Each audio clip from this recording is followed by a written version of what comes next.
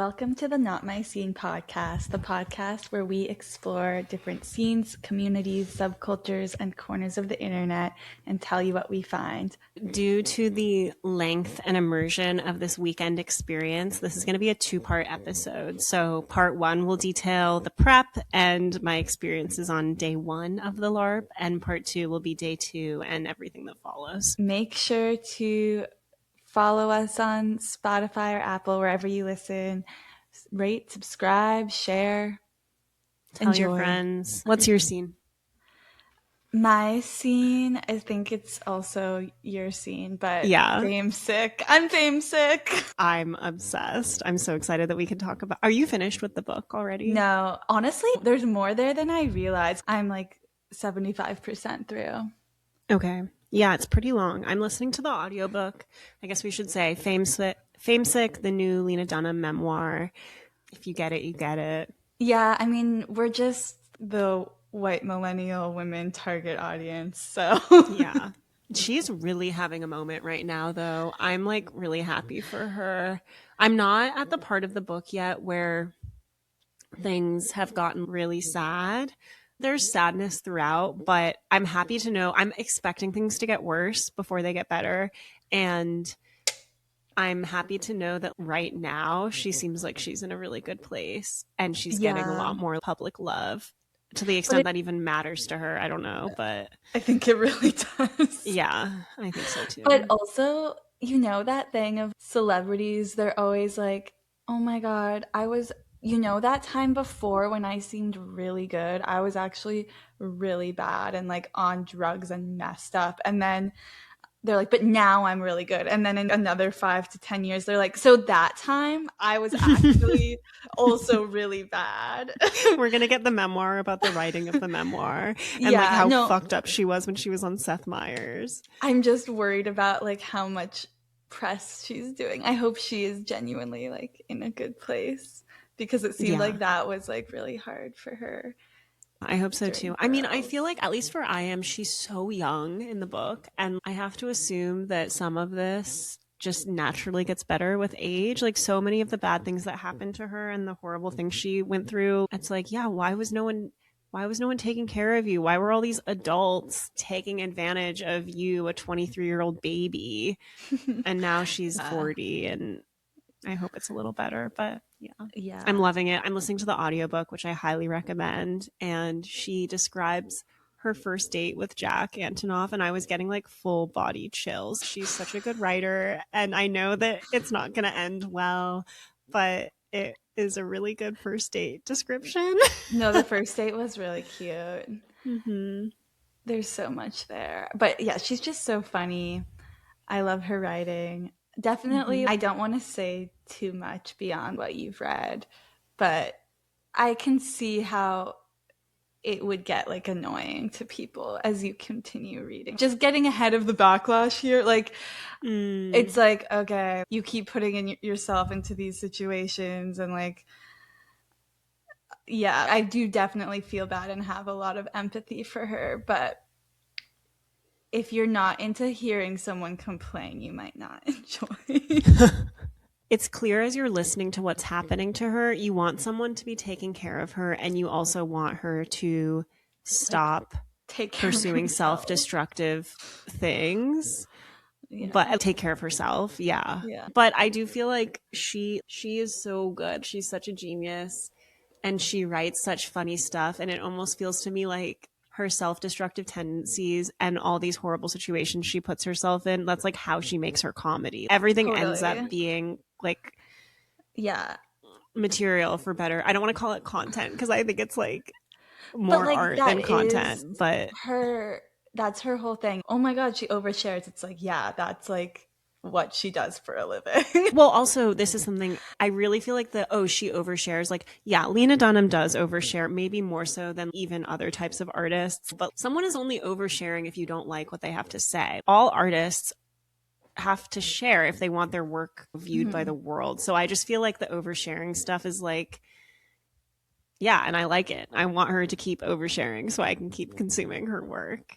Yeah, me too. It's so fun. Also, okay, if you're not sure about listening to it or reading it, anyone who enjoyed the show Girls, it's so fun hearing the behind the scenes of like the casting and how she came up with the idea. And I really enjoyed that portion of the book. Me too. Also, it is really interesting to think about how she was such a topic of discourse, even though the show was like not hugely mainstream popular. Like, even Yeah. I didn't watch the show at the time it was coming out, but I feel like I was so aware of her and like read her memoir, even though I didn't watch the show until later.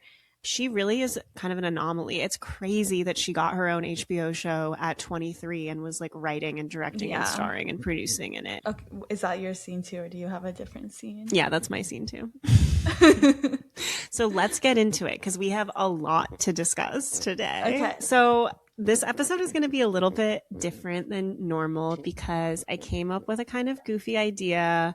And I was like, Den, I want to do a surprise scene for you. I'm going to go do this thing. And honey, I'm turning my location off. Don't follow me the weekend of April 24th. Did you actually turn it off? Yeah. I wasn't checking. I mean, I kind of knew you wouldn't, but I would have. So anyways, I turned my location off. Yarden does not know what this scene is.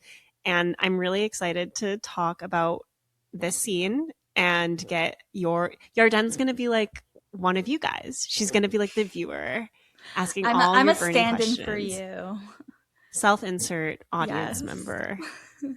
Scenester Sister Yarden. Okay. Do you have any guesses of what we're discussing? No, I literally have no idea. I don't know. Yeah, no. Okay. I'm nervous. This week, we are discussing the fantastical world of live action role play, otherwise known as LARP. Yay! Oh my God. And it's going to be a meaty one. I'm so excited.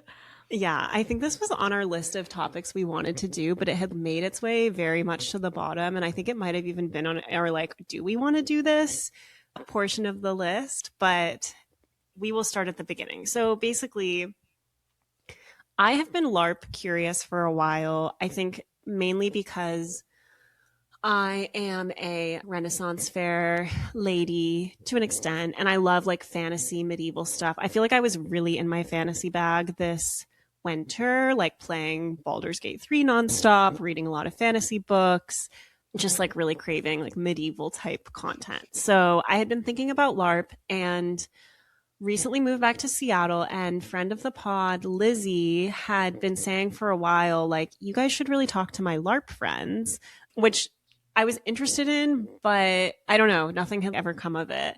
And we were knitting together one night and she brought it up again. And so I started looking into this thing and I realized that there was like way more there than I had previously understood. I guess I'll start by asking, when you think about LARP, what do you imagine LARP to be? I imagine people, yeah, I guess mostly like a medieval or Renaissance vibe and like dressing up as characters and like reenacting a scene. Is that right? Yeah, I think that's mostly right. There's like, we can talk about all of the elements of that, and there's a lot of ways that it can be different. Like, you can do a medieval LARP, you could do like a cyberpunk LARP, you could do a Western LARP. I think a lot of the times it has maybe something that makes it a little different. So, like, if it's a Western LARP, it might be like a space cowboy LARP. I mean, but it probably could just be like Western too. Like, so it wouldn't be something that that's already really real in like our current times that you could just like working at an investment bank.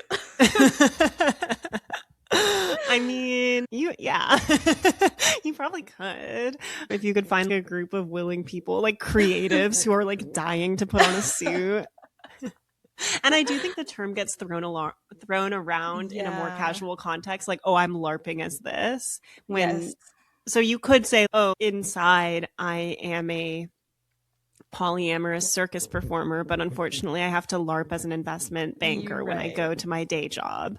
Like, people have definitely started using LARP and cosplay casually like that. Yes. Yeah.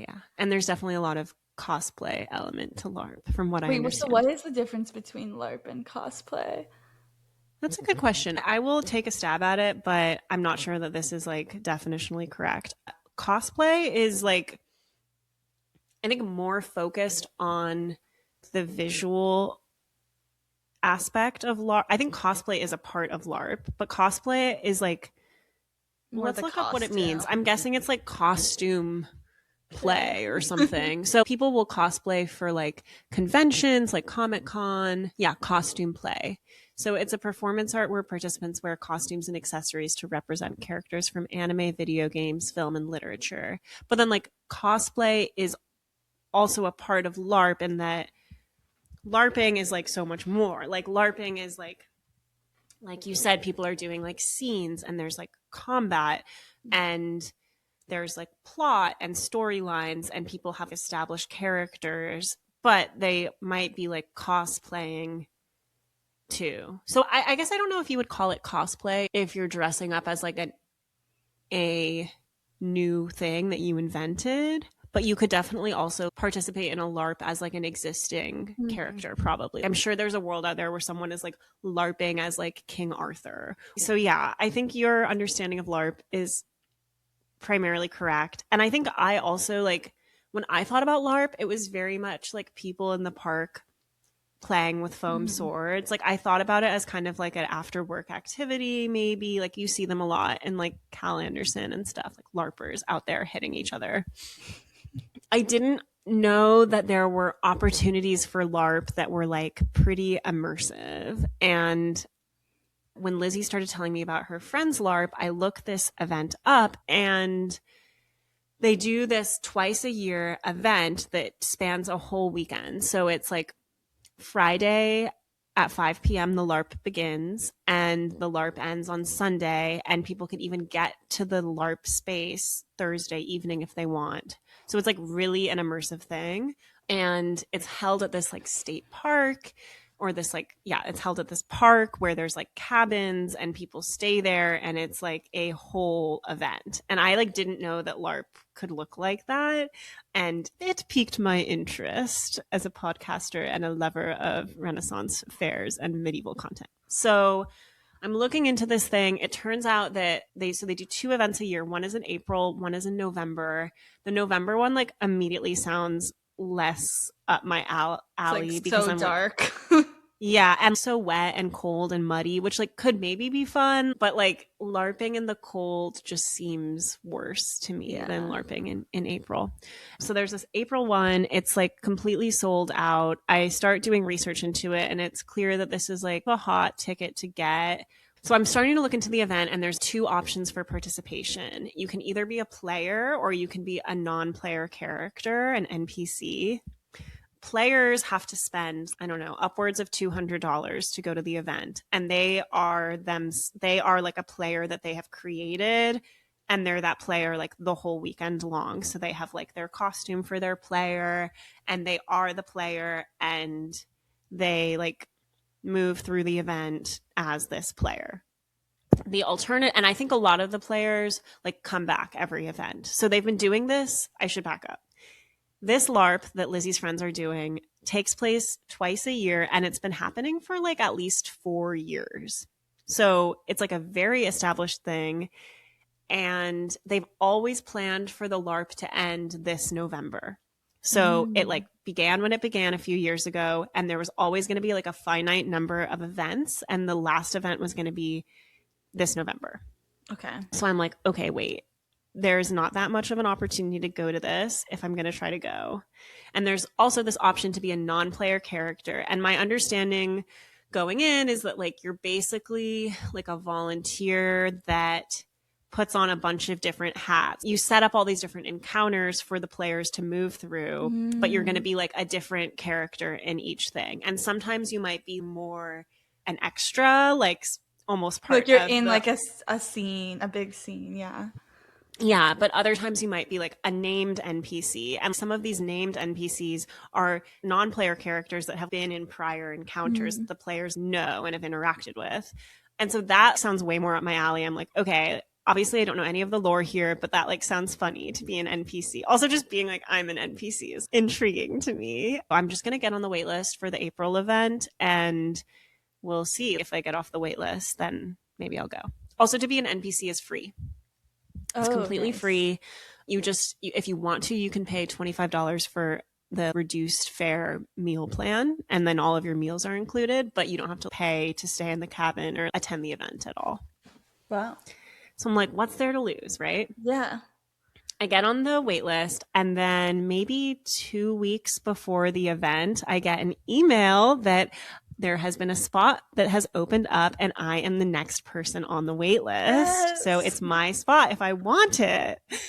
Gripped with anxiety immediately. I'm like, I don't know if I can do this. I have a week to decide. I don't know anyone who's going. Lizzie's like, I can introduce you to my LARP friends so you'll know people there. And basically at the end, I was like, I should just go because YOLO, and like, how bad can it be? This feels like a really rare opportunity to really engage with a very niche situation. Yeah. And I'm curious about this, and I don't want to go in November. So I accept my ticket, and then things like get very exciting very quickly. I have to, or should I say, any questions so far? So I guess you'll say, but did you plan to go for 2 nights? Yeah. So I start looking into it, and I'm like, I can't go Thursday night because I have to like work, but I'll plan to go on Friday. You have to like be there on Friday for like by 5 p.m. By 5 p.m. It goes nonstop until Saturday night at 2 a.m. was when the last event was supposed to conclude. Oh my God. And then you were allowed to go to bed, and then the next They don't let you sleep Friday night. Sorry. You are allowed to sleep Friday night. The encounters end at 2 a.m. on Friday night. And then the first one was at 7 a.m. on Saturday morning. And then you work all day. Yeah. Not much sleep. Not much sleep. Like I'm trying to think the last time I've done something from 7 a.m. till 2 a.m. And no, nothing comes to mind. It was kind of like Coachella-like, I feel like, in the time commitment of everything. Huh? It's endurance. Yeah, definitely endurance. So I plan to go on Friday. And then I start like researching everything, and it's like incredibly organized. Like I was really taken aback immediately by the level of like planning and logistics that's going into this thing. So they circulate. First, I have to watch this video that gives me like an hour of background on LARP and like combat and all of these different safety signals they've basically implemented into the game so that people feel comfortable with stuff in the context of role play. So there's like, you can do this kind of like thumbs up, middle, down. You can flash an OK sign. I learned that fist on your forehead, like kind of unicorn horn style, means like out of game. So if you do this, you're considered invisible. That's literally like when kids are playing and someone gets hurt or overwhelmed and they're like, I'm not playing. Oh, literally. So there's something for that, and it's called the hold. And if anyone gets hurt or anything happens where someone needs a moment, if they feel like a boundary has been violated or they're uncomfortable or they're catching their breath or they've been hit too hard, you call the hold. And then it's like, hold. And then everyone freezes. Like you have to respect the hold. Scene paused until, and then they would say, the reason for the hold has been addressed, or like the reason for the hold no longer exists. Scene continue. Like someone would announce that to the group. So there's the hold, and there's also this mechanic called Oh Mother, which I immediately really like. And it's basically like a way to indicate discomfort without breaking the scene. So if you're like at the bar in the tavern and someone is like flirting with you, because I think romance is an element of this, or like certainly can be, or you might be flirting to like get information out of someone, or like there's all this politicking. If someone is flirting with you and you're starting to feel like this is in game, but it's also starting to make me a little uncomfortable, you could respond by saying something like, oh, mother, you're advances are growing tiresome. And then they would know that because you had said, oh, mother, they had to cool it a little bit. Gotcha. If you're in combat and someone hits you really hard, you could say, oh, mother, that hit hurt. Or if you have been like kidnapped and you're being held guard and the guard is squeezing your wrists too hard, you could say, oh, mother, your grip is like iron. Did you see these in action? No, I actually never saw Oh Mother in action, and a little bit of a teaser. There were definitely moments where I feel like I should have used Oh Mother and I completely forgot about it as an option. Oh no. But I did see the hold in action multiple times, and I definitely made myself invisible multiple times. The other way that you can be invisible for longer periods of time is you can put a white headband on, and they provided those. So nice. I'm learning about all of these safety mechanics, and then I get sent this spreadsheet, and this thing is amazing. It's like this very detailed spreadsheet that maps out everything that's going to happen from the pre-LARP prep until the end. So from like Thursday afternoon until Sunday afternoon, it has like half an hour to 2 hour long slots mapping out everything. So it's like, it has all of the like setup slots, and it will say like what the setup is, for how long it will be for, and then there's like spaces for NPCs to sign their names up and also for like players to sign their names up. And this spreadsheet has all of these encounters. So there's probably maybe 10 encounters a day if I had to guess. And it's very detailed. It says what time you need to be in Monster Town, which I learn is the name for the NPC area where they're going to have everything you need to set up for every scene. And then, so if I'm going to be in a scene at 2 p.m., I have to be at Monster Town at 1 to start getting my hair and makeup and costume done. Oh my god. I was literally imagining you just like putting on a felt hat. I mean, my costume could be a felt hat, but it is not always. And And it's not always. There's people volunteering there that are like hair and makeup artists. Yeah. So like when I get there, there is a dedicated makeup person, and she is so talented. I'm like immediately blown away. It's giving dance performance, like having blush put on and stuff like that. But she's so good at it's not just like blush. It's like super realistic bruises on the face or like crazy scars that look like I hope you have selfies. I do. Okay. And the first night, like I see this woman and it was literally giving like The Last of Us. She had used like liquid latex to create these like fungal, like neon growths coming out of her face. I'm like, oh my God, this is like really high production. Like I did not anticipate. It's like amazing makeup. This woman is like so kind and so talented. And she's basically just there to be doing makeup the whole time. That's so cool because it's like, I feel like you only ever see that when it's for the purpose of putting on a show or a movie for other people, but it's literally, we just want the players to have the best experience and be really immersed and think this person is a fucked up zombie or whatever. Totally. Like, I feel like as I'm preparing for it, I'm like, this is like, we're basically putting on a play for people who are also in the play and no one is watching. How many people were there total, do you think? I think there's like around 100 players and maybe like 20 NPCs. The spreadsheet says like when you should be in Monster Town and then when your scene is going to start. And then it has like each character in the scene. And then there's all these open spaces where you can sign your name up or indicate interest in a particular role. So I got this spreadsheet and I start looking through it. And then also you can click like each name of each encounter. So it'll be like the winding road from 1 to 3, or it'll be like the Pilgrim's Revenge from 3 to 4. And there's like a name like that for each thing. And you can click on the name and it hyperlinks to basically like a manual for the encounter that has like a description of the relevant plot and each character and what their like ambitions and interests and relationships are like and what everyone will be wearing and what props will be needed and what special effects will be needed. And it's like really in depth and I'm overwhelmed. I start looking through the spreadsheet and trying to decide like what to sign up for.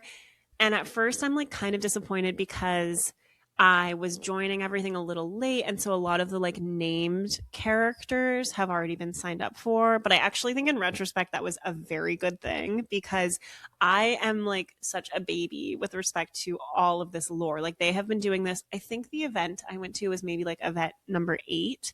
So there's already like 7 full weekends worth of lore that these people have developed that I have like no understanding of. So I go through, I volunteer for a bunch of roles. I'm like definitely gravitating towards more beastly ghoul like things just because it sounds fun to me. I'm not as interested in playing like a lady or a human, period. Like it just sounds more fun to completely disassociate and be like a crazy guy, you know? Yeah. So I sign up for a lot of stuff like that. I get approved for like certain You're like, roles I and want a added to lot them. of special effects makeup. Yeah, I want to be completely unrecognizable. I want hours in the chair.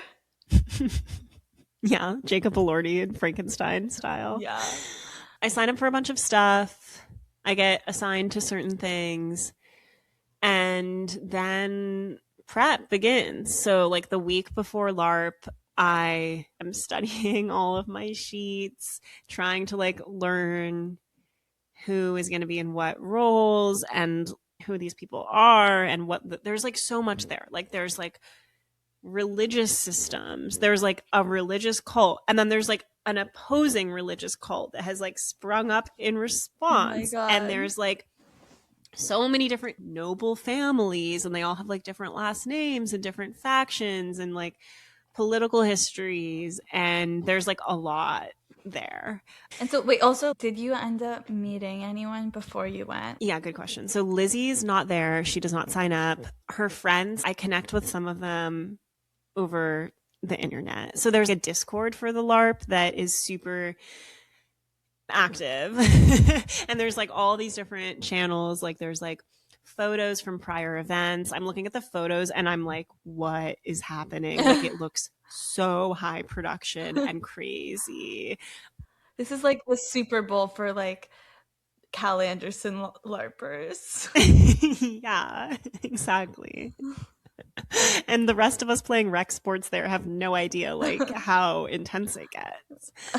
Yeah, so I connect with a few of her friends like over Discord, and they're like really helpful and kind. Like I get a packing list from somebody who recommends that I bring gloves, which was like a huge win because my hands were so cold every night. But also everything has to be like in the correct style. So I'm told that as an NPC, all of my costumes will be provided for all of my roles, but I also, and so the only thing I necessarily have to bring are my NPC blacks, which is basically like long underwear, like a black long sleeve shirt and black long pants that are like long underwear or legging style. And then I need a pair of shoes that are, the term that kept getting used was, I think, historically anachronistic, which anachronistic is something that is chronologically out of place, outdated, or belonging to another time period. So refers to old-fashioned items. So I basically was like trying to find things that would be like Ren Fair. Huh? You're trying to find old shoes. Old shoes, like no tabbies. No, unless it was like a early period Japan LARP, but it wasn't. So what shoes did you wear? I bring my Docs because I'm also like, good. Yeah, they're like kind of anachronistic, and I'm also worried about like messing up other shoes because we're going to be like running around and in the woods and maybe getting muddy depending on the weather, so they seem like sturdy and good. I bring my Docs. I also bring gloves. We weren't allowed to bring anything that had like visible logos on it. That makes sense. It's like the Starbucks cup in that Game of Thrones scene. Yeah, they really like the production here is like quite a bit higher, so they don't want any kind of like Starbucks cup slip ups. And then Lizzie hooks it up. She gives me like a bunch of Ren Fair clothing generally. She's like, my understanding is this is like a lot of big guys, and I don't know if the costumes are necessarily going to fit like smaller people who are women. So here's like a peasanty skirt and a peasanty blouse, and like she gives me some cloaks, which really come in handy. So I pack up my bag. I've got my NPC blacks and my Ren Fair type clothing. I bring my elf ears, even though I'm not cast in any roles that would require them. Wishful thinking. Literally, I'm wearing them on the drive down. And how far what of a else? drive was it? It's like 2 hours away from Seattle. Okay. Commitment. It's going to be an adventure. But I'm like so scared because I don't know. I haven't slept in a cabin with 3 other adults that I don't know. And like, well, I've actually never done that. I've done it as a child. And I'm like definitely in the beginning, like, is this a weird sex thing? And I can't see any indication that it is a weird sex thing. So I feel good about that. But I'm just generally anxious about going to do this thing without knowing literally anybody there. Yeah. So I think that's basically it pre-event. And then I drive down there and I'm like so anxious. I get like a Diet Coke that I slam like at a rest stop right outside the park where they're holding the event. And then it's my last historically anachronistic drink or my last historically chronistic drink. And I drive in and I'm like driving into this park and it's very clear. It's beautiful, first of all. Gorgeous Washington scenery, but it's also filled with people that are not LARPers. There's people with fishing rods. There's people camping. I'm like, do I need to get a discovery pass to park here? But the LARP is being held at the retreat center, which is like at the very center back of the park. So I'm driving through and then I basically pull in and as soon as I get close, I'm like, oh, it is so on. Already, I'm like, I'm in a Renaissance fair. People have set up, you know, those tents that I presume like really important knights or royals would have slept in on battlefields. They're kind of a draped fabric. Yeah. So there's like a bunch of those set up in the fields around the road that I'm driving in on. And there's a amphitheater with wooden benches that has been like transformed into what looks like kind of a Renaissance fair-esque stage. There's hanging painted banners with like Renaissance-y figures on it, and there's strings of flags that look very Ren Fair. And I see on my right, there's a whole ass archery range set up. Like I'm already like, oh my God, wow. Shivers. Like I'm at the Ren Fair. This is so much work for, I'm curious more about like who the organizers and who wrote everything and like organized all of this. Yeah. So there's staff that are responsible for all of the organizing and the plot. And it must be so much work because the amount of lore was like almost overwhelming. It's so complicated. It's complex to the point where you're like, yeah, no, I can tell AI is not involved here because only a human could come up with so many different factions, so many different names that sound similar. Like, there's so much there. It feels very Game of Thrones, like the volume of lore. But the problem is there's no book for me to like read. There's no here's what you missed last season. Right, which would be like so much work, but honestly would have been like so helpful. Yeah. But I don't blame these people for not transcribing a tome of everything that has happened at the last event before the next one. But yeah, it seems like so much work. So I park and everyone I can see is in their historically anachronistic costumes. There's like this wood, big, like kind of town hall space. And it is completely transformed. It is a medieval tavern. It's sick. So fun. They have hung all these things from the wall or ceilings that I wouldn't even think of hanging. I feel like there was like a boar leg hanging and there was like flags and like family crests and like branches and just generally like medieval vibey things. And then all the tables are like set with old goblets and chalices and branches and ivy and bones and skulls and things. There's like posters on the wall that are like in the style of ye old poster that have wanted images, like drawings of what I realize are like actual players that people have like illustrated their faces depending on like if it's relevant to the plot, or like ads for like maybe like quests that people might want to go on and things like that. Wow. And it's like, are they actually serving booze? Yeah. NPCs drink for free. And so I can have as many cocktails as I want. And there's also like an area to get food, and there's like a bar wench there. And they have a menu scrawled in chalk on this thing. The cocktail menu is very fun. It's like nectars and ambrosias and like it's basically all like mixed drinks. I don't think they had mead, but yeah, I feel it's like a ale would be like what I would expect, but maybe it was like too hard to get kegs. yeah, so I went in there demanding an ale. I pounded my fists and I was very frustrated to only get like Moscow Mule type situation. And no, it was, yeah, there was no beer, but I would too. I feel like people would be like pounding frothy. Also, it'd be good to have a light, like a low ABV beer so that people could drink a bunch of it in character. Yeah. Yeah. But yeah, so I go into the tavern for the first time. I have like a very awkward first conversation with someone where I can't tell if I'm like allowed to introduce myself as Kaia still. And they were in their cool character outfit. I tell them it's my first time being there and I'm an NPC and I've never LARPed before. And they seem really taken aback by that. You're like, why would you do this for your first time? Well, first they're like, is this your first time at this LARP? And I'm like, yes. And then they're like, oh, have you done other LARPs? And I'm like, no. And they're like, wow. But everyone's like nice. They're like, wow, I kind of am not looking forward to my encounters with you. They're like, okay, so which ones are you going to be leading? I'm going to steer clear of that. So are they introducing themselves as their character or as their name? That's a good question because their name was basically like... They had an anachronistic name.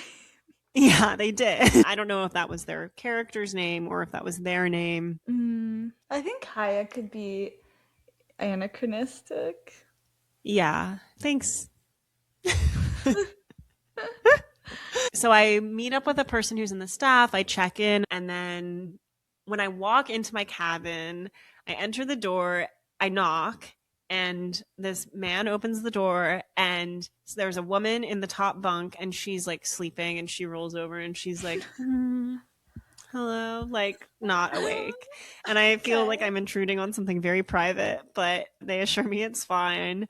I go in, I introduce myself to them. I have a little bunk. The only bunk left is a bottom bunk, which is great. I set my sleeping bag up on this bunk.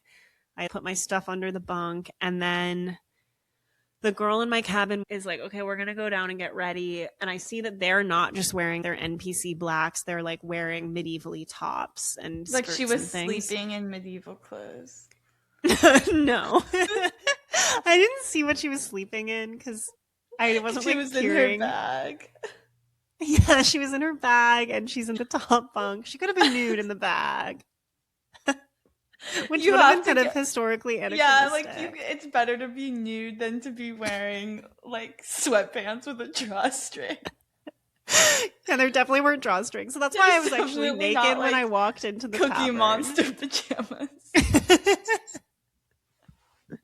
I feel like tradwife culture is really preparing someone to be able to seamlessly go into a LARP. Like you could just wear a loose linen. Exactly. Yeah.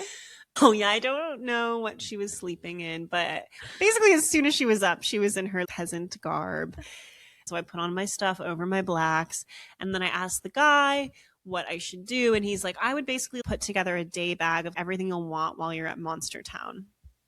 Yeah. Wait, I have a question. What are the rules around phones? Because I imagine you would want to not be seen with your phone out. Yeah, that's a good question. So basically, I come to learn Monster Town is a safe zone. Like, you can basically do whatever you want when you're there because players should never be there. It's like backstage. It's like backstage. And whenever a player would come close, and it was kind of like a meandering walk through the woods, people would be like, player, player. And then we'd stop talking about whatever we were talking about.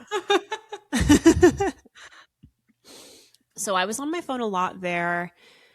Mainly, though, just looking at descriptions of what I would be doing next and what my schedule was, because I also had like no service the whole weekend. So that was also very immersive.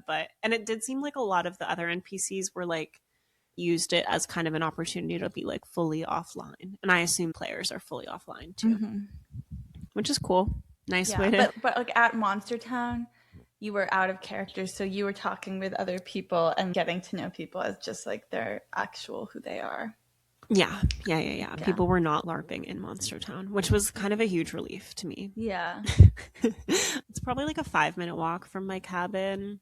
I get there and it's these 4 cabins. One cabin is kind of staff headquarters. There's like a table there where whoever is the person, there's always like a member of staff that's the encounter manager for a certain period of time. So they're like the person you would go to with questions. They're like the showrunner, basically. They have like a big printed out version of the schedule on the wall in there. And then there's a whole makeup table, and that's where the makeup is happening, and the makeup artist is there. That's the makeup and logistics cabin. Then But there's this is all part of Monster Town. Yeah, like the second cabin is the human costume cabin. So it has like big like rolling racks with costumes, and there's like nobility clothing. There's a lot of like peasant clothing. There's kind of like priesty, like just like neutrals. And you're like coming there wearing your skirt and top. Yeah, I'm like hanging out in my skirt and top. That's generally what I'm wearing every day, is my skirt and top. Because I want to be like London, yeah. Yeah, because theoretically you could wear your NPC blacks when you're like walking to the tavern or to your cabin, but I feel like it's nicer for the players that you're like also kind of in Ren Fair garb. It's all about the players' experience. It's literally all about the players. Everything we do is for the players. I'll say that maybe one of my regrets after the weekend is I was like really scared. I had a lot of fear about getting swept up into an improvisational conversation that would require my knowledge about lore that I did not have. And so I didn't really like ever go to the tavern without other NPCs as part of like a group going to get a meal. Or there was like 2 times where I would just like slip in and then like beeline for the drink line and then just kind of like stand there. And one of the times I did that, I did like kind of pulled into a conversation with someone else who was trying to get a drink. And I feel like they were like, I haven't seen you around, madame. And I was like, I'm an NPC. And like slammed my fist on my forehead. And then of course I like disappointed because like just because I'm an NPC, I don't have to like blow up the scene, you know? Yeah, I guess that's like unclear like what you're supposed to be doing though, because like you don't have a character.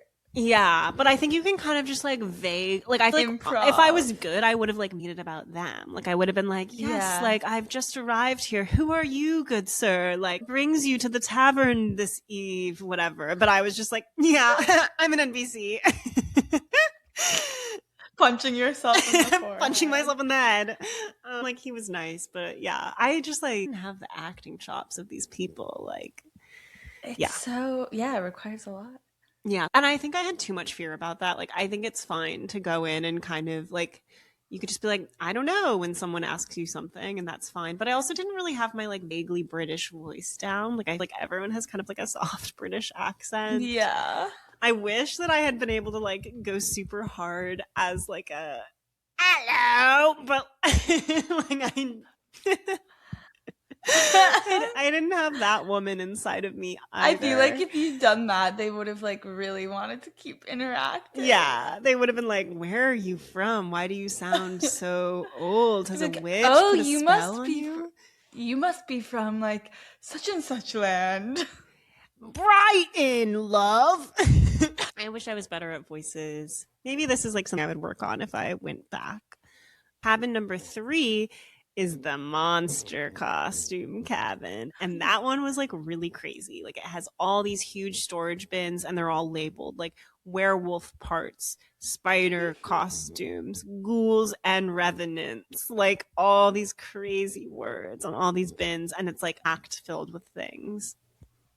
The last cabin, cabin number 4, is the weapons and armor cabin. And this was like, I feel like Ren Fair attendee wet dream status. There was armor and like every type of weapon except foam. But I will say, like, I did not understand what foam weapons were before this. I was picturing like floppy swords, and the stuff looks like really realistic, and it is made of foam, but it's like a dense foam. So yeah, most things were like not floppy, and that's what we're working with. It's like so much stuff. Yeah. So then we have dinner. The NPCs have dinner. I meet Lizzie's friends who I had chatted with online. They're like really cool and really nice. Shout out. And they're players. They're NPCs. Okay. What is like the ages and gender breakdown, you think? Honestly, the gender breakdown was more evenly split than I anticipated. I was kind of worried that it would just be like all huge men, and it wasn't that. And the age range was, I would say, probably mostly mid 20s to mid 30s, but there were definitely older people there too, like 50s and 60s. Kind of hard to tell, but yeah, it felt pretty varied. There were no kids, but that's about it. Was that like a rule? Probably. Yeah. And your cabin was just women? No, there was a boy in my cabin. Okay. So it was like mixed gender cabins. Mm-hmm. Yeah. So we eat our stew and our bread, and then we go back to Monster Town. We have the NPC orientation. So I get like a little bit of background on like what's going to happen. And my understanding is that like first day, there's going to be a lot of stuff like a wedding. And then there's going to be a tonal shift in the second day where we turn into undead things. Undead stuff starts taking shit over, and it's going to like get darker and scarier in day 2. And that's like the general arc of the weekend. Okay. And the orientation ends with this like awesome speech where this woman, the woman who has like the Last of Us fungus on her face, and she has like this crazy long black wig of hair that goes like past her feet, and then she's wearing this like awesome full body suit that looks very flesh-like and weird, and it's stretched over. She has wedges on her feet, but the suit goes over the wedges, so she has these like fucked up weird looking feet kind of. And she like hypes us up. She's like the main people, like staff that runs it, and she's like, we never have space for open NPCs. We never have space for more players. We are demanded for like LARP. And you know why? Because you guys make it amazing. You need to go hard out there. You need to make it real for them. When you're screaming, you're screaming. When you're crying, I want tears. Like, you believe in this so that they believe in this. We are the best LARP and we do not mess around. Like, she's like hyping us up like crazy in this like crazy outfit. Wow. So I'm like, okay, I have to be real. And I'm told this Bring anecdote, my A game. but I'm also told this story that like really sticks with me all weekend, which is the story about an NPC who was at the second event, and part of the like overarching plot for this LARP, I should say, this LARP is like generally set in like a Game of Thrones-y vibe. That was my understanding. It's like medieval. It's like vaguely medieval. Yeah. And with it's like supernatural elements. Yes. Supernatural like horror elements. And so they described this thing that happened to this NPC in event 2 where they were like in the tavern and a player asked them where they were from, and they were just like me, didn't really know what was going on, and someone asked where they were from and they said they were from here because they thought that was just kind of like a general vague thing to say. But because like here the lands of this like mist surrounded area is like so like crazy and mysterious, everyone freaked out, and then all the players like became obsessed with this NPC, and they're like, oh my gosh, you're from here, you can like tell us all about here and all about the lore here. And like they interrogated them for hours, and like this NPC became like a very main character. So that was like the warning we were given to not like do something like that. But also like that seems fine. Yeah, I mean, I think it was fine. It's all fine. And that is like something I should have recognized. Like, it's fine. But also, how do you like keep up with all of these lore questions if you don't know what the lore is? Maybe it would have been easier in like event 2 when they'd only done it like twice. Just with so much lore at this point. But if you're like a good actor, you could probably survive an interrogation. If you're a good improviser too. Mm-hmm. It's not like just acting. So true. Yeah, it's definitely improv too. But that definitely like stuck with me. Like I was very scared of having an experience like that, mainly just because I didn't want to like disappoint the players after this hype up speech. So that's orientation. They also give a little bit of combat orientation, but it's like very light. Like they basically say never strike down from above, like only hit side to side, which makes sense for safety purposes. And there's like all these different rules for combat where basically like you're doing like sword fighting with whatever kind of weapons you have. And if you get hit in any of the limbs, then that limb is like dead. So like if I get hit in my arm, I can't use that arm anymore. And then if I get hit in that same arm again, that counts as a hit to my torso, which then means I go down. Or if I get hit in the torso immediately, that's also like I'm going down. So you can like your base level is basically like 2 hits and then you go down, but you can have like depending on your character and your armor level, you might have like capacity for more hits before they start taking your limbs and your core down. So that's like the basics of combat. And then there's also like special things that you can do with your voice to indicate that you're doing them. So if I swing and I yell cleave when I swing, cleave will like get through armor. If I swing and I yell disarm and I hit their weapon, they have to drop their weapon. If I swing and I yell sunder, this is like the most powerful thing. It breaks shields or weapons. I think cleave just goes through shields, but sunder breaks armor or shields. So it's like a big deal. So that's kind of how it works. But then also players, like depending on how experienced they are and what they've done in past events, they have resistances to certain things. So I could be like disarm and then they could be like resist and then like that's them saying like that didn't hit me. And can players die? Yes, players can die. That would suck if they died early. It would. And if they die, they can like sometimes come back, but they can also just like create a new character. And the way that they come back, this is actually relevant to one of my final scenes, is they have to like plead with the god of death and then like decide if they're like, it's like a whole thing that's like a scene that they watch. The other thing that's really important about combat is no hitting like hands, face, feet, groin, boobs. And they have a rule that is basically the defender is always right, which means that if I hit somebody and they do not fall down, I have to trust that they are doing that for a reason that's right. So either they are resistant to that hit or they didn't feel the hit, but I'm as an NPC not allowed to be like, I hit you. Yeah. Seems fine. Right? Any reactions to that rule? It makes sense, right? I mean, I can see, I think it makes sense because you have to have like some rule for making it not like a thing where it's like, no, I killed you. No, you didn't. Blah, blah, blah. Right. And like these are adults. Yeah.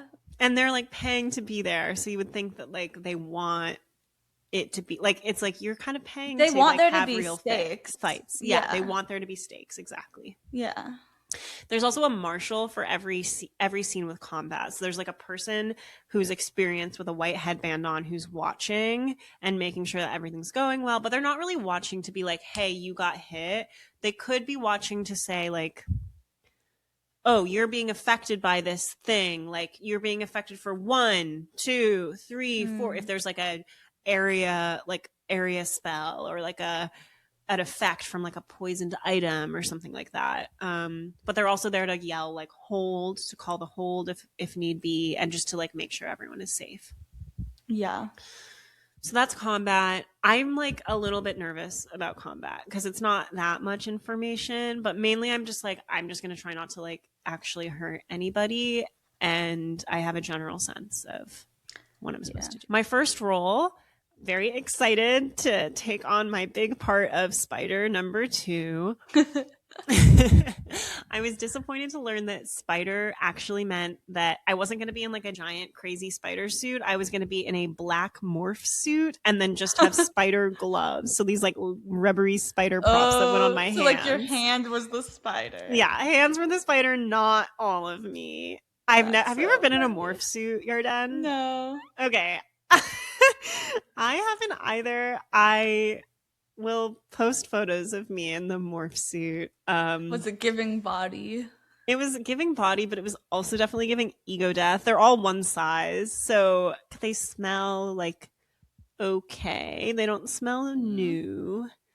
I learned that people had been spiders the night before in like a low key LARP, I guess, that was like optional on Thursday night. And yeah, so I zip up my morph suit, and I'm also given a. This is when things get immediately really horrible. I'm given a Jason mask to put over my face so that this morph suit can zip all the way over my head, because apparently like you don't have a mask on under the suit. It's very uncomfortable to have the suit pressing so tightly into your face. I can imagine that. And it gets like in your eyelashes apparently. But I will say the Jason mask was. What's a Jason mask? It's like that white scary mask with like holes in it. Yeah. Yeah.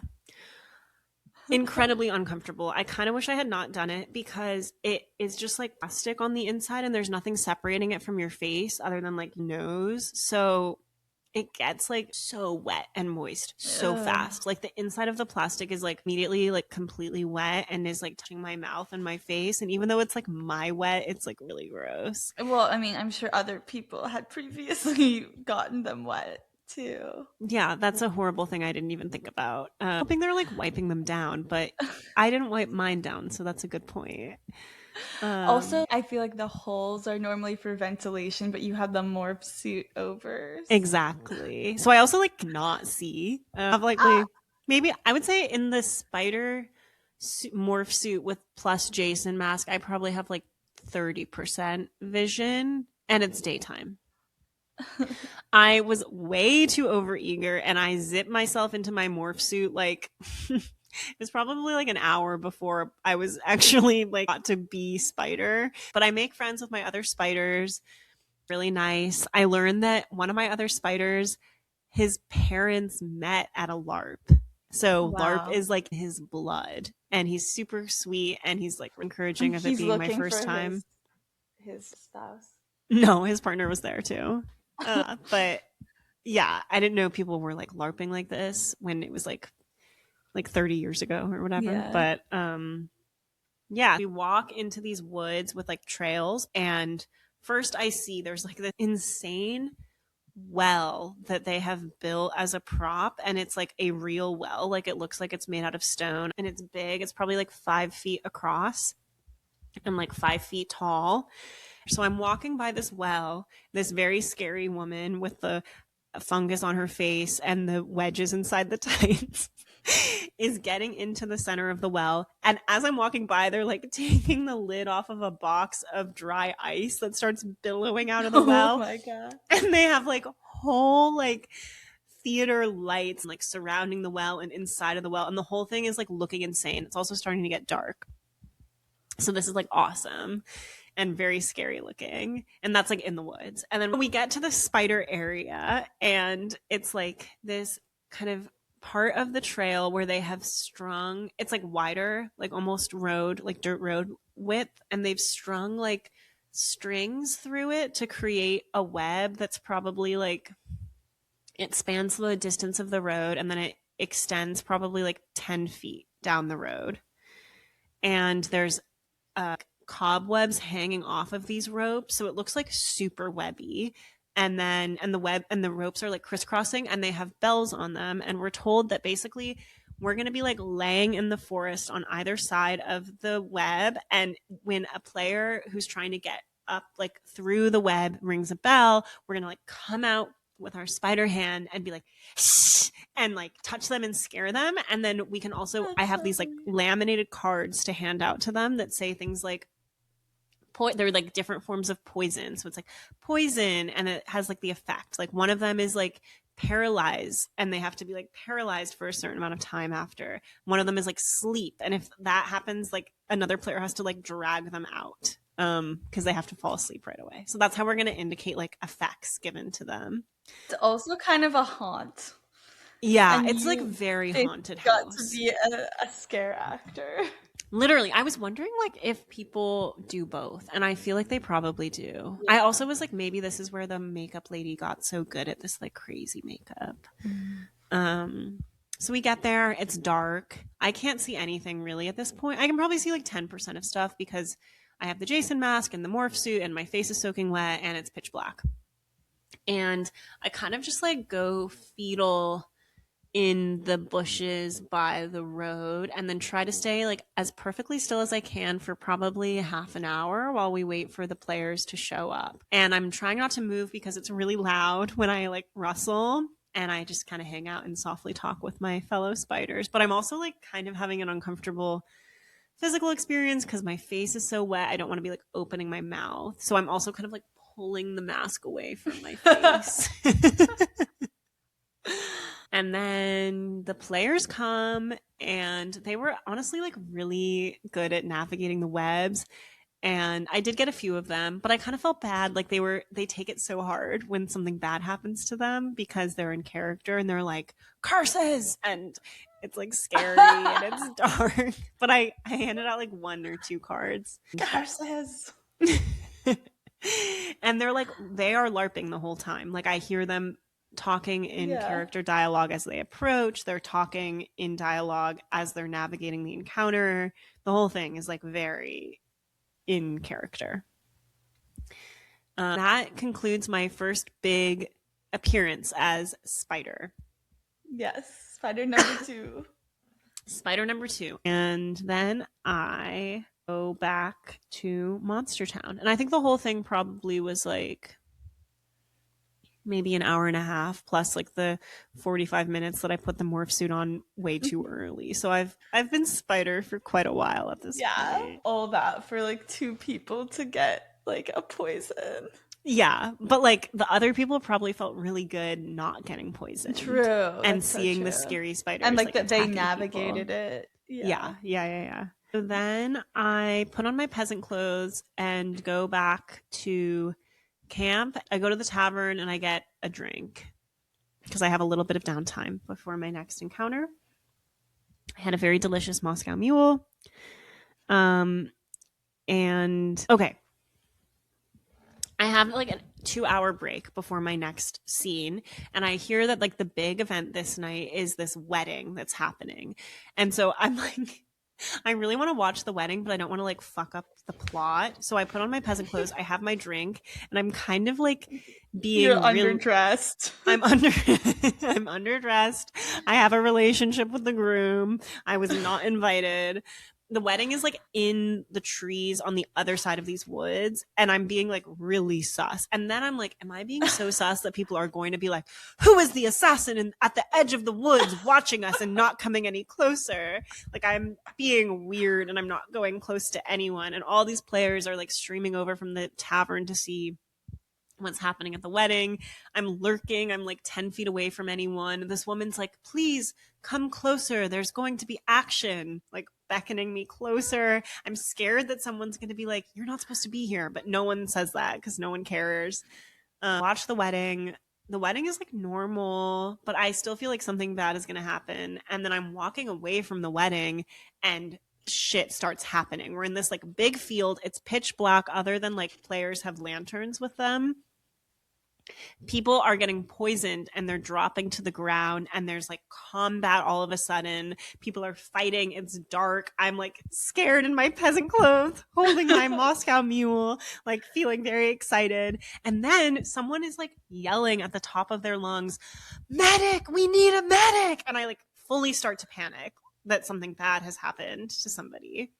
So that is like real, because you wouldn't say medic about like a old-timey doctor. Right. You would say like, we need the apothecary man, or like the healer. Wrong. Yeah. That's what I thought, but I guess this is all in character. So they say we need a medic, and I start doing the best improv I've done all day, much better than Spider. I'm like panicked, thinking like, should I go into the tavern? I don't have service. Like, is there like a doctor here? Do we have like an EMT on staff? But everyone is just like continuing to LARP. So I realize, and then like a healer player runs over, and I can see they have like these laminated cards, and they're like doing stuff with them that I guess will enable them to like unpoison these people.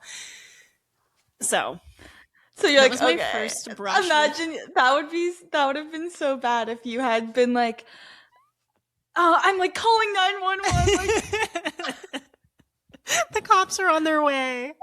I'm like I'm hurting them, like trying to snap a leg back into place that's like not broken. immediately doing stitches on someone who doesn't need it, trying to like sew up a fake wound. And people have like blood capsules that will like come out of their mouth. Oh my God. Yeah. So that was the first time that like the veil kind of slipped for me between LARP and reality, which was exciting. That was the wedding. Then I go back to Monster Town and I have one more role that I'm going to do for the night. And it's going to be werewolf like number 3. So I'm part of like a werewolf pack. I think that this is where things really kind of take a turn for me. Before this, I was like going to the one patch of the land that we were at where I got like one bar and texting Lizzie and being like, we have to come back and do this together in November. This is so fun. And then I go to get set up for my werewolf encounter and things took a real turn. Oh no. So I go back to Monster Town and to be a werewolf. And they had said before when I was signing up for roles, like we also sent an email to the management saying like what we were comfortable with and what we weren't. And they provided some examples. And one of the things was like not comfortable with wearing a mask. And I did not say that because you're like, what's wrong with wearing a mask? Right. Yeah. Back to Monster Town, and my werewolf suit is like insane. It's like this furry, full body. It's like furry pants and this furry top. And then the funniest thing about the top is it has these like dirty rags that are torn hanging off the shoulders to emulate like I assume the like tunic that I had busted out of when I transformed into a werewolf. And I have this like scary as shit werewolf mask that I have to put on, and it's so scary. I'm getting ready with the other werewolves, and every time I catch a glimpse of one in my peripheral vision, it makes me like jump. Like it is a really scary mask with and like you're in the woods, like at night, like not knowing anyone with no service. Yes, it's like really scary. I'm like, my dreams are going to be insane tonight already. It's like this muzzle that comes out of the face and there's blood and the eyes are scary and it's huge. And the inside of the mask has these like blocks of foam that keep the latex of the mask away from the skin, but which is like an improvement from Jason. But it also creates this really strange effect where my voice is echoing super loud in my ears. I would say in the werewolf mask, I started out with maybe 10% visibility because it's like these really tiny holes and it's like away from your face. So you can't really align it with your eyes. So I can't see. And I also can't really hear because whenever I speak, it echoes in my ears and everything is super loud. So next time you would maybe say, I'm uncomfortable with masks. Yes, definitely. Now I know that. So there's 5 of us werewolves. 3 of the werewolves are like me. So 2 others have never NPC'd before. That's why they didn't say no to masks. Right. Like we didn't know, basically. Yeah. We didn't know that this was not a coveted role to play. And this is also my first combat. So I'm pretty nervous about that. And I'm going to try to describe the lore of this scene to you so that you and the listeners have the same sense of what was going on as I did. But it's like, warning, it's kind of complex. So basically, there is a person playing a god that the god, his brain is all scrambled and he's wearing these like crazy vines taped to him and glued to him. And he's sitting in this throne that's at the edge of this huge field. And then there's 2 possessed like viney people standing on either side of him and in front of him who are supposed to be speaking for him. So their role is they just like shake like crazy and they have their mouths kind of open. And then there's a huge JBL speaker behind the throne that's like making crazy sounds like that. That's supposed to be like them speaking for him. And there's like scary green light projected on him and it's pitch black. And that is kind of the vibe at the edge of the field. Okay. His name is, we'll call him Aragorn. Okay. There's a portal that when he starts doing this, a portal that opens up into his mind. The portal is human size. It's like this huge big ring that's also lit up that you can step through.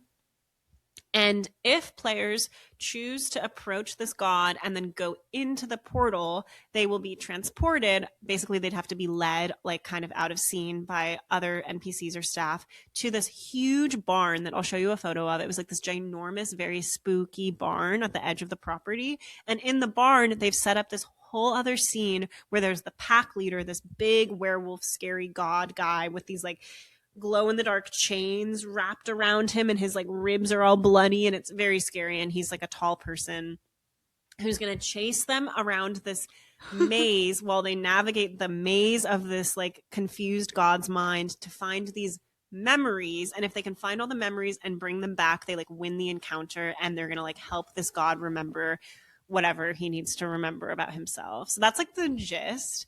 And then when the portal opens up, my part as a werewolf is I was supposed to be basically like guarding the portal and just generally like stewing up violence and bad things. So me and the other werewolves are supposed to come out of the portal and fight all the players who are thinking about approaching the portal and talking to this god. So there inside of you, there are two wolves. There is the wolf outside of you, and then there are the wolves in the maze of your mind that are more confused. Wow. That is like so elaborate and abstract and creative. So. And I'm told that I'm going to be spawning over and over and over again. So like they cannot defeat us, but we can be killed. So as soon as I die, I'm supposed to hand on my head, make the horn, scurry to the side of where I was, and then go back out into the combat for as long as it takes the players. The scene in the field is supposed to last as long as it takes for the players in the barn to get the memories. Any questions? Wow. Well, I just have like a takeaway so far, which is just like there is so much creativity out there. And I don't know what these people's day jobs are, but I presume like most of them don't work in entertainment or theater, like writers, and maybe some of them do, but probably a lot of them don't. It's just like really shows, I don't know, like people are so creative, like so many people, and I'm glad that they have this outlet. My first instinct was to be like wasted potential, but like it's not wasted because it's like creating this magical thing for people. You're like, this LARP should be all of your full-time jobs, and this should be like a Renaissance town for people to go to. Yeah, like whoever wrote this should be like writing best-selling fantasy novels or like play like scripts, and like some of these people should be like famous movie stars. Yeah, I will say like some of the NPCs were like phenomenal actors, like the ability to cry on command. And I will say, actually, I'm sure like a lot of people just have normal jobs, but I did notice like there were multiple people I talked to there who were video game designers. So I do feel like it is like some people are definitely like living their cool creative fantasy dreams and then also doing this. Yeah, no, it's crazy. Like I was so impressed. It's like a Renaissance fair, but like as I thought I wanted it. Like no one is trying to like sell me stuff, and it's like so immersive. Right. Yeah. It's what we wanted from the Renaissance. It's what we wanted. This is what a Renaissance fair could be if it was led by a queen. And there was a really cool, some of the women that were running this were really cool and like badass. So I'm preparing for my role as werewolf, and I'm getting pretty freaked out because I can't really breathe in the werewolf mask. I can't really hear. I can't really see. It's really dark. And then we have these like foam boffers that are like it's like a foot long, maybe a foot and a half. And it's just like this like black foam club. But then I see the players who have collected, and it's not everyone. Not everyone has to do any, like you can do whatever you want. There are definitely players who are like, fuck that, I don't want to engage in combat. I'm just going to like drink in the tavern with my friends. Or they may be like off doing something else entirely in the woods. Like who there's knows? Like another scene or encounter happening at the same time. There like could be, or they could just be like LARPing on their own. Like a lot of stuff. Not everything has to be like scripted. Yeah, because like they have so many political things going on between their factions that like I feel like they're also doing that on their own. Like they unsupervised are also like definitely making plot. That's one of my questions, is like how much of what happens is pre-written versus like how much just is improvised by the players? Like, was like the counter cult like something that just ended up happening? You know what I mean? I think a lot of it is kind of like that because like some of the players will choose to be like evil or like have like intentions that aren't aligned with other people. I think a lot of it is like player born. And after the event, they sent around like a call for people to send information about what had happened. Like if you gain Okay. any secrets or if you betrayed an alliance or if there's something you want us to know, like our best plot comes out of your improv. So tell Right. us. And I'm looking at this field in front of me and there's probably like 40 to 50 players on it and they have full armor in most cases and they have massive fucking swords, like 3 to 5 foot long weapons, and they're like big and scary. They tell us like our armor classes and stuff, but then it's all kind of like vibe, like make the fight good, make it cinematic. When you get hit, I'm told when you get hit around 20 times, you should fall down. Really nervous. I have never really like fought anyone before or done any like mixed martial arts. And as you know, and I'm assuming listeners can tell, like Den and I aren't so talented at new sports right away.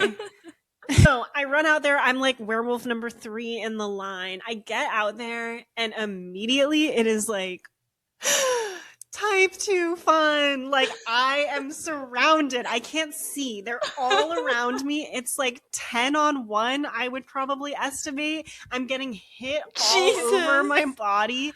I'm hitting, but my hits are not doing anything because I'm like Does sweeping. it hurt? It hurts. It hurts. Like they're hitting hard? They're hitting hard. Like what's the point of that? I feel like I would just like tap.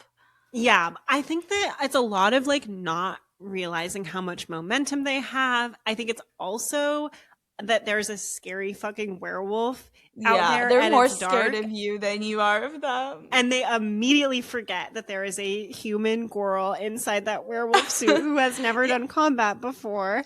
And I'm just a girl from the werewolf. That's what I want to be saying, but instead I have to be roaring because part of my job as a werewolf is I'm supposed to like go into a rage where I do one big long roar and swing my weapon wildly but safely. And then when the roar is done, I have like a buff, like I'm like tougher. And they also want to teach the players that they shouldn't hit us when we're doing that. Like it's like supposed to be kind of a lesson in this like skill of the werewolves. So I'm like doing my roar as loud as I can and swinging my weapon. I can't see anything. I'm kind of moving in like slow motion because I've been told 1 hit per second to keep things cinematic. I'm just immediately swarmed by these people. It's like I'm getting hit so hard. I can't see anything. I'm basically just taking as much as I can until I feel like, ugh, and then I just kind of fall fetal onto the ground. And then someone comes and stands atop me and goes, killing blow, 1, 2, 3, 4, 5, and then walks away and I'm dead. And then I can put my hand on my head and scurry to the side of the combat. And I'm immediately like pretty freaked out because it was like, I wasn't really expecting to get hit at all. And I'm like really bad at combat. It's immediately clear. I feel like I'm hitting their swords and I have some disarms. So I keep yelling disarm, but I'm not disarming anyone. Like they're not accepting it. Having selective hearing. Literally, they are. And like, I feel like I'm yelling this stuff. Like, this whole thing is like a crazy humiliation ritual. Like, I'm literally getting beat up. I'm blind, I'm deaf, and it's pitch black, and I'm scared. And I'm roaring, and it's echoing in my ears. I'm basically just like, fuck it, I'm dying. So I flop down, I die. I scurry over to the edge of the woods, and I get back there. I take off my mask to catch a breath because I like can't really breathe with my mask on. And the guy who's like leading the combat is like, all right, as soon as you catch your breath, like I want you guys to get back out there. So I breathe for like Jesus 30 seconds and then we go back out again. And it's hell. I do it again. I hate it.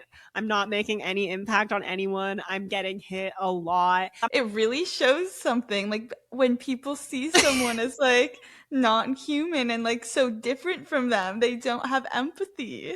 Yeah, there was no behind It's these woven eyes. I wasn't getting any love. I'm not worried about like getting a bone broken or anything. I'm just like death by 1,000 cuts. Exactly. Like, I think I'm kind of a coward, and I'm like, I actually am not enjoying this at all. Like, I don't want to go back out there and like, I'm not playing. I'm not playing. I'm hurt. I'm not playing. I'm hurt. But I don't want to say that because this is only my second thing. And like Yeah. Spider went so well, but I didn't pass out that many cards. And I can also tell that like basically all of the werewolves are not really having fun. And so I don't want to be like the weak link because then it's going to be like 1v15 for each of them versus like 1v10. So I go back out and then I come back. And the guy who's leading it is like, when I'm in combat, you hear my roars from like a mile away. Like, I really want you guys to be roaring loud. And like, I am roaring what I feel like is really loud, but I think it's like getting stuck in the mask, you know? Yeah. So then he's like, all right, let's try something different this time. I really want you guys to scare them. So how about this time we'll go over to this side. We're going to creep through the woods and you guys are just going to all rush out like a wall all at once. And we're like, okay, yeah, like, yes, sir, we'll do that. So we go over to the side and we rush out all at once. And immediately I'm just like mowed down, take as many like 20 hits as I can handle. And then I fall over. And then I bring myself back over to the side. And it's like so clear we're not doing a good job because he's like, all right, like, nice try. Let's try to up the stakes a little bit so they really get scared. So I see you guys aren't landing that many hits out there. So we're going to do this thing where you're going to be able to yell Sunder and provide as many Sunder hits as you want within like the first minute after you do your roar rage. So I'm like, okay, like this is going to be good because it may be like the fact that my hits aren't landing is due to the fact that all these people have like freaking like coats of armor on. And so of course, and they're like real armor. It's like metal. So I'm going back out there. I'm armed with my Sunders and I go back out and this is even more embarrassing because now I'm out there and I'm yelling big Sunder! And I'm hitting and nothing is fucking happening. And I thought that Sunder was supposed to be like a really big bad thing. And how embarrassing to be yelling this word that I don't even know is a real word and have no reaction from these adults who are beating me up. Jesus. I do Sunder one person. There is one person in this whole encounter where I yell Sunder and I hit their shield and they're like, oh, and they stagger back and they drop the shield. And that felt good as my wolf self. Yeah. But otherwise, I'm just getting freaking brutalized out there. So then I come back and the guy's like, okay, we really got to show them a bit more of a fight here. So this time, since I'm not hearing any of you guys roar, let's do a call and response roar. So when you start running out as a group, I'm going to roar and you're going to roar in response. And we're like, okay, yeah, sounds good. So at this point, I feel like I've been doing this for like half an hour. And we run out and he roars really loud and I roar really loud. And then I fight to the death. And I'm starting to realize that like this is all moot because there is no victory for me here. Maybe I'm supposed to feel the way I do feel because I am born here to serve and to die. Like I am the villain. I am. You're Mickey 17. I'm Mickey, literally. So at this point, I'm probably werewolf 8. No, I'm probably werewolf 5 at this point. Literally, like there's no winning it. I'm like getting frustrated that they're not taking my hits, but I'm also realizing like, well, they're the heroes here. And like, yeah, I go out here to die. That is my purpose. So I'm feeling pretty discouraged in this role. I mean, this is why your ticket was free. Like you're doing work. I'm doing work. I go back to the side and the guy's like, all right, totally cool that you guys didn't roar in response to my call and response roar. I know you're focused on fighting and you've got a lot of Sunders to call. I'm like, bro, I roared in response. Like, I don't, what's happening? Is there like something weird that's like shielding? Like I'm screaming and no one's hearing it. Yeah, the and mask. I'm like, the mask. And then I can't tell, so I'm like, I'm gonna go out there and I'm just gonna fucking yell Sunder as loud as I can, and these bitches better drop their weapons and lay down. But it's like so embarrassing because they're being pretty quiet as they're fighting, and I can't hear. The other wolves are like, I lose them immediately. So I'm in this like dark field surrounded by adults in armor, and I'm the only one being like, Sunder! And then it's just like panting, and that's it. Like I'm so loud. At least you were anonymous. Yeah, they don't know who I am. That changes the next time when I'm wolf number 6. Because we get told after I scurry over that we have to keep going again. And at this point, we're all kind of breaking because I think we're all so bad at combat that we're not doing a good job. Like the players aren't scared. They're not falling down. No one is getting hurt. The stakes are feeling low. And we're like, the only way we can keep doing this is without our masks on. So then we take our masks off. It's like their fault. Like, if they're like ignoring the Sunders. Yeah, I just can't tell. Like, maybe I'm just doing a really bad Like, job they at can't hitting. hear.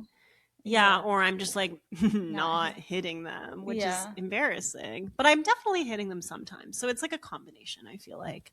There is one person out there that I am growing immediately more scared of, and it's this woman who is a knight who hits really hard, and she plays it super real. She's very aggressive, and I'm really scared of her. So as I start going out, I am intentionally trying to avoid her in the werewolf combat. She will return later. So keep that in mind. Scary lady knight who's out there. I had anticipated the men being the scariest. It was like definitely this woman knight who was hitting me the hardest. So then we take our masks off. I think we do it like maybe 2 more times. And then finally the encounter in the barn wraps and we're told that we can stop and be done. If you've ever wondered 3 wolves versus 100 people, how you know? 100 people wins every time. Yeah. I'm feeling really discouraged. And I'm also feeling like I don't want to do combat anymore. I feel like my experience has taken a turn. So that was the end of my first night. It's 2 a.m. and I carried my tired bones back to my cabin and tried to go to sleep. And I slept really bad because I have a hard time sleeping around strangers and I was kind of tossing and turning and my body hurt really bad. And you like had so much like stimulation and like fear right before. Yes. And I had like seen so many scary sights that I had never seen before. Like I feel like I'm always trying to avoid that kind of thing, like not watching scary movies and not going into haunted houses, but I was like in the house. And it helped a little that I was inside the scary mask, but also they were all around me and I experienced war. I would say like the werewolf experience just really felt like I had committed some grave sin in a past life and I was like doomed to the Sisyphusian task of like dragging my weary bones onto the battlefield over and over with the only prospect being death, like just death over and over, but not an easy death either. That sounds really hard. So that was my first night at LARP and I will show you now. The proof is in the pudding. Oh my god. Oh, she's all bruised up. People that can't see. And bruises covering her arms. And you can see they're like sword bruises. You see that? Yeah, it looks they're like strikes. Yeah. That's crazy. Yeah, and this is a week old. Chill. Yeah, so that was crazy. And that's, I think, where we'll leave it. So come back for part 2 where you'll hear about the second half of my LARP experience and the grand finale to this whole crazy weekend that I had subjected myself to. Will I grow to love LARP? Will things turn around? Or is werewolf the dark end to this? Oh, also, when I got back to my cabin, I was like, yeah, like, that was crazy. Like, I couldn't see anything and they were hitting so hard and it was so dark. And the other 2 people were like, yeah, we never werewolf. Like after I werewolfed my first time, I was like, I'm not doing that again. I'm like, okay, cool. So like everyone knew werewolfing was horrible. Damn. Yeah. Yeah, everyone wants to beat up a werewolf. Yeah. No one wants to be the werewolf who gets beat up. No. Okay, so stay tuned to see if it's Kaia's scene.